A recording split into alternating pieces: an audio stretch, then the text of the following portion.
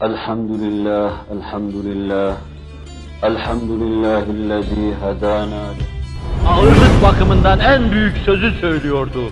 Bütün cihana bedel. La ilahe illallah Muhammedur Resulullah sözünü söylüyordu. Öyleyse insan imanının nispetinde bildiği büyük davayı başkalarına anlatmaya çalışacaktır. Allah vardı ve kimse bundan ötürü gam etmiyordu. Allah ehli ihsanla beraberdir. Onu görüyor gibi ona kul olup ondan dönmeyenlerle beraberdir. Peygamberinizin dert ve davasını dert ve dava edinin. Allah'ın isteği budur. Öğrendiğimiz her şeyi başkalarına anlatmak müminin şiarıdır. Uyuşuk uyuşuk dolaşmak bu da kafirlere has bir sıfattır. Allahu Teala ve Tekaddes Hazretleri bizleri yolunda kaim ve daim eylesin.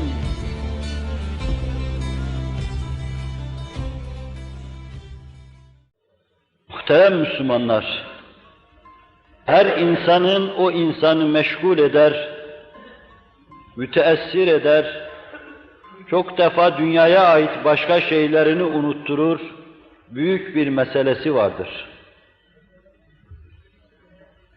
Meselenin büyüklüğüne göre o insanın o meselenin dışındaki şeyleri terk etmesi görülür.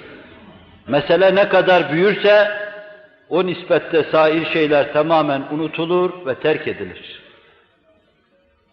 Bacağını kaybetme meselesiyle karşı karşıya kalan bir insanın o gün çıkan yemeklerin çeşidini dedikodu etmesi asla düşünülemez çünkü başında büyük bir gailesi vardır.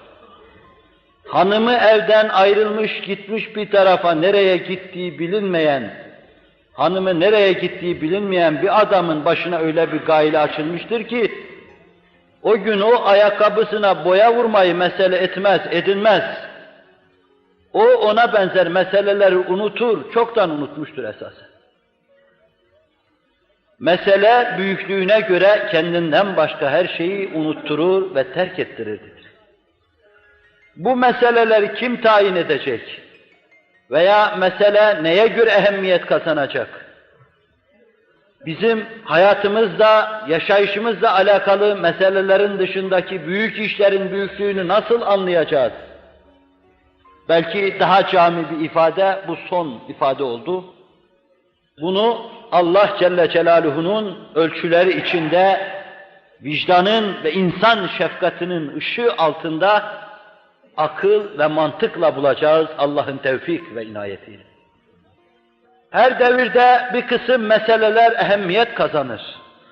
Resul-i Ekrem Aleyhissalatu vesselam devrinde de bir mesele ehemmiyet kazanmıştır. Belki bir zaman gelir ki harpler ehemmiyet kazanır. Cihanı fethetme ehemmiyet kazanır. Medeniyetler kurma, umranlar kurma ehemmiyet kazanır. Bazı zamanda olur ki insanlara muhtaç oldukları sağlam bir kanaatı kazandırma ehemmiyet kazanır. İman ehemmiyet kazanır. İnsanların kendi arzularını yaşamalarından kurtarılması ehemmiyet kazanır. Allah'ın isteklerini yaşama ve yaşatma ehemmiyet kazanır. Bu da aklın rehberliğiyle vicdan taşıyan her insanın hemen hemen hissedebileceği vazıh meselelerdendir. Şirazeden çıkmış bir nesil karşısında müteessir olmayan bir insan kalp ve vicdan taşımıyor demektir. Evladı veya bir yakını dinsiz olmuş bir insan bu mesele karşısında müteessir değil ise insani melekelerini kaybetmiş demektir. Topyekün bir millet içinde bu kabil çözülmeler, kopmalar ve başıboş bir hayat ve hava içine girmeler birbirini takip ediyorsa ve topyekün o milletin efradı bu korkunç manzara karşısında hissiz, kayıtsız duruyorsa topyekün o milletin, histen, kayıttan nasip olmayan o milletin kalbinde bir kalp taşıdığı, bir vicdan taşıdığı iddia edilemez. Kalbi ve vicdanı olan herkes kendine yakın olsun, uzak olsun, milleti içinde bulunsun, milletinin dışında olsun, derece ve daireye göre ehemmiyetli olmakla beraber bu meseleler, dinden kopan dinsizliğe düşen, imandan ayrılan imansızı tercih eden, ahlakı, salahı bırakan, ahlaksızlığa ve salahsızlığa düşen herkes, onun kalbinde dalga dalga teessür hasıl etmesi icap eder. Dalga dalga teessür kalbinde hasıl değilse, kalbi yoktur diyeceğiz o insana, vicdanı da yok diyeceğiz o insana. Çok küçük meseleler kendilerini müteessir eden insanlar, bu mesele karşısında müteessir değillerse, imansızlığın akıbeti mevzuunda şüpheleri var demektir. Dikkatinizi istirham ediyorum. Şu cümle cümle birer kanun halinde arz ettiğim meselelerin sonunda bir şey söyleyeceğim esasen. Bu yıkılışlar, çözülüşler, yok oluşlar karşısında bir insan müteessir değilse, esasen bu gidişin akıbeti hakkında şüphesi var demektir o insanın. Yani bir haşre inanmıyor, bir hesaba inanmıyor, bir Allah huzuruna çıkışa inanmıyor, bir ebedi saadete inanmıyor. Evladının şirazesizliği karşısında duygulanmıyorsa, müteessir olmuyorsa, bu mevzuda getireceği bütün delilleri arkaya atacağız. Zira bu mevzuda inanmış olmanın, o işe hakikaten gönülden bağlanmış olmanın en birinci zahir ve bahir alameti, onu o girdaptan kurtarma hususunda gösterilecek gayrettir. O hususta yapılacak, çalışılacak, artık ne günah ne istikamette olursa olsun işler olacaktır. Cenab-ı Hak büyük meseleyi meselenin kâmeti kıymetine uygun idraka bizleri muvaffak kılsın. İşte Resul-i Ekrem aleyhissalâtu vesselâm hayata gözlerini açıp hayatın manasını anladığı andan itibaren bu derdi dert edilmiş, bu meseleyi en büyük mesele yapmıştı. Resul-i Ekrem aleyhissalâtu vesselâm kendi servetini bu mesele uğruna feda etmişti. Hanımının servetini de bu mesele uğruna feda etmişti. Rahat yüzü görmüyordu meselesinden ötürü. Başın kırıldı diyorlardı, bilmiyorum meselem büyük. Dişin kırıldı, bilmiyorum meselem büyük. Memleketi terk ettirilmeye zorlanıyor, bilmiyorum meselem büyük. Hicrete memur edildin, meselem büyük diyordu. Daima kafasında meselesi var. İşte bu mesele onu boğacak hale getirmişti ki Kur'an-ı Kerim لَعَلَّكَ بَاخِعُ نَفْسَكَ أَلَّا يَكُونُ مُؤْمِنِينَ neredeyse kendi kendini intihar edeceksin iman etmediklerinden ötürü. İşte imanlı kalbin ifadesi, işte vicdanlı kalbin ifadesidir. Neredeyse insanlar iman etmediklerinden ötürü kendini intihar edeceksin diyor. Onu amcası Ebu Talib'in başında nasıl mustarip bulunduğunu, nasıl mustarip yaşadığını hep beraber görelim. Ebu Talib 40 seneye yakın Resuller Resuluna hizmet etmiş, onu himaye etmiş, esen yelden korumuştu. Peygamberliğinden ötürü onu himaye etmiyordu. O bir yakınıydı. Hissi karabetle bu işi yapıyordu. Eğer onun peygamberliğine hürmeten yapsaydı, kalpteki buzlar çözülecek, bu oda Resulullah deryasında çözülüp gidecek. Fakat o sadece hissi karabet ve şefkatle yapıyordu bunu. Ama Allah Resulü onun o himayesini karşılıksız bırakmamak için başında ondan bir şey istiyordu. Amcam, senden fazla şey istemiyorum. Bir kere la ilahe illallah de, mahkeme-i kübrada sana şefaat edeyim. O tereddüt içindeydi. Zira yine Allah Resulü'nden öğreniyoruz, nasıl yaşarsanız öyle ölürsünüz, nasıl ölürseniz öyle haşrolursunuz. Ebu Talip la ilahe illallah diyerek yaşamamıştı ki öyle ölsün. Allah ona o anda nasip etmeyecekti onu. Allah Resulü hep ısrar ediyordu. Başında Senadid-i Kureyş de vardı. Cehlin, küfrün babası Ebu Cehil de oradaydı. Allah Resulü ona la ilahe illallah demeyi zorlarken, deyiverirken, Ebu Cehil de babanın, ananın dininden mi dönüyorsun diyordu. Allah Resulü Ebu Talib'i ikna edemedi. İkna olmazsa edilemez insan, orada arz etmeye çalıştım. Peşin hükümlere saplanmışsa ikna edilemez o insan. Ala milleti Abdülmuttalib, son sözü bu oldu. Müminin son sözü la ilahe illallah'tır. Ebu Talib'in son sözü Abdülmuttalib'in dini üzerine ölüyorum sözü olmuş. Abdülmuttalip de nasıl öldüğü cahiliye devrinde malumdur. Allah Resulü yıkıldı o anda. Sanki içinde bulunduğu binanın kubbesi başına çöktü. 40 sene nuru alsın himayesine himaye etsin, onun için her mahaliki iktiham etsin, beladan belaya atılsın, ölümden ölümün kucağına atılsın, fakat sonra Allah Resulü ona hiçbir şey yapamasın, şefaat hakkını dahi kaybetmiş olarak ahirete gitsin, Allah Resulü yıkıldı. لَعَلَّكَ بَاخِعُنِ işte o esnada görmek lazımdı. Nasıl sıkılmıştı. O esnada dudağından şu sözler dökülüyordu. لَاَسْتَغْفِرَنَّ لَكَ مَا لَمْ اُنْهَ عَنْهُ Nehyolunmadıktan sonra vallahi senin için hep istiğfar edeceğim diyordu. Eğer Allah beni men ederse ne yapayım o zaman? Emir büyük yerden bel kırıp boyun bükeceğim. Allah ayet indiriyor. Anında ayet indiriyor.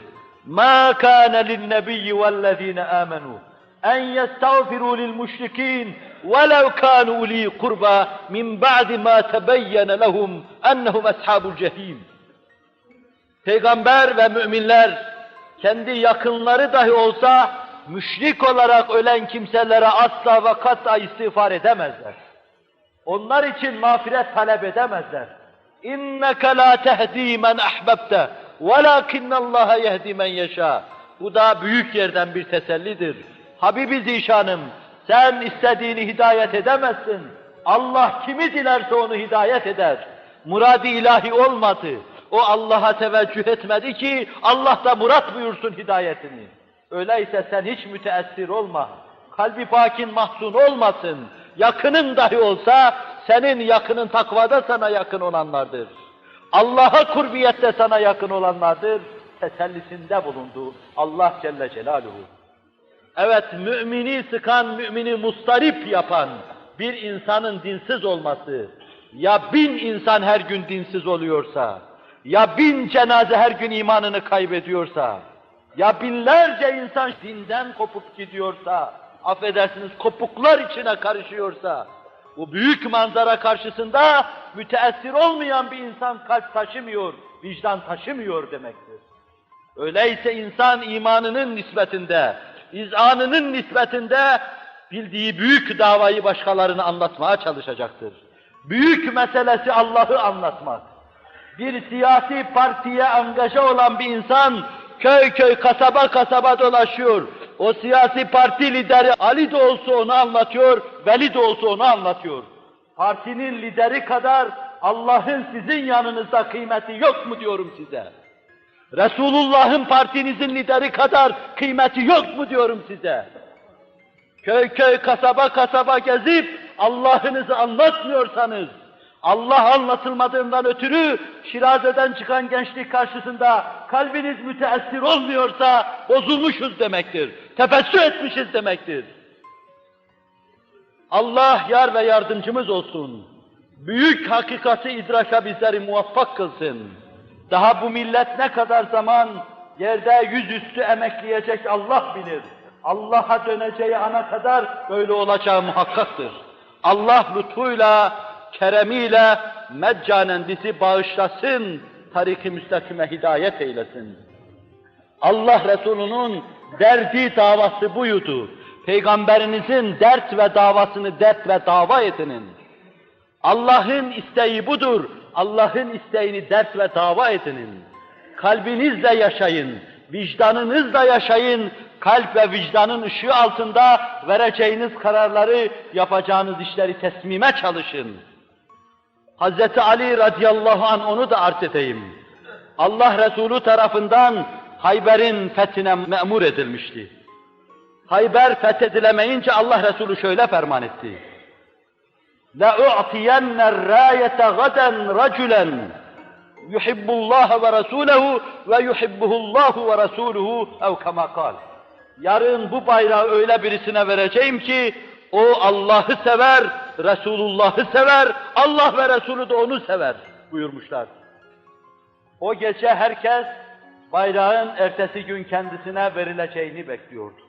Ömer de bekliyordu, Ebu Bekir de bekliyordu, Osman da bekliyordu radıyallahu anhum. Gözleri ağrılı olan, gözlerinde hastalık bulunan Hazreti Ali, Risalet Ma'ab Efendimizin huzuruna gelince, mübarek tükürüğünü gözlerine sürdü, şifaya oldu, bayrağı ona verdiği zaman, kimin Allah tarafından, Resulullah tarafından sevildiği görülmüş oldu. Olduğun gibi yürü dedi ona. Sonra gittiğin yerde Allah'ı anlat dedi. Karşına çıkacak kimselere Allah'ı anlat. لَاَنْ يَهْدِيَ اللّٰهُ بِكَ رَجُلًا خَيْرٌ لَكَ مِنْ اَنْ يَكُونَ لَكَ حُمْرُ النَّعَمِ. Senin elinle bir adamın hidayete ermesi, senin için yığın yığın Allah'ın verdiği mallardan, develerden, koyunlardan daha hayırlıdır diyor. Bir adamın hidayetine vesile olmaz. Bu milletten olan bir tek ferdin imanı, bu memleketin topyekün ölmesinden daha mühimdir. İzmir'in zelzele olup yerin dibine batması, bir tek insanın imandan çıkması mevzu karşısında çok hafif kalır. Çünkü ölen insanlar ölseler dahi Allah'ın rızasını kazandılarsa cennete giderler. Ya ebediyen cehenneme duçar olan, ebediyen Allah'ı kaybeden, ebediyen Kur'an'ı kaybeden. İşte bundan ötürü bir müminin en mühim meselesi Allah'ı anlatmak, Resulullah'ı anlatmak olacaktır. Siz hatibe ses uyduracaksınız. Mev'izeciye ses uyduracaksınız. Dediği şeyi diyecek, neşrettiği şeyi neşredeceksiniz. Büyük hakikatte şerik olacaksınız. Ta beraber öyle yaşaya, beraber öyle haşr olasınız. Allah yar ve yardımcınız olsun. Ela inne ahsenel kelamu ve ebla'n nizam. Kelamullahil melikil azizil allam. Kema kâlallahu tebâreke ve teâlâ fil kelam.